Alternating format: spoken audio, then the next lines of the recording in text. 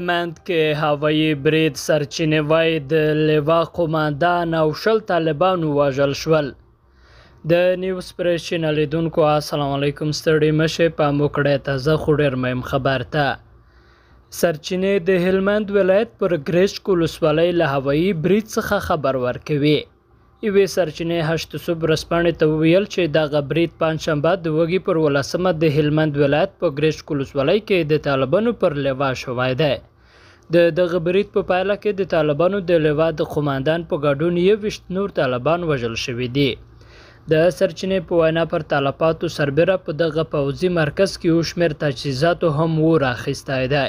سرچینې که څه هم په دې پیښه کې د یو شمېر طالب جنګیالیو ټپي کېدل تاییدوي، خو د ټپیانو د کره شمېر په اړه څه نه وایي.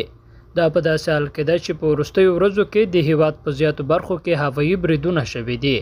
د دغه برید مسؤلیت تر اوسه چا پر غاړه نه دی اخیستی. طالبانو په دې اړه څه نه دي ویلي.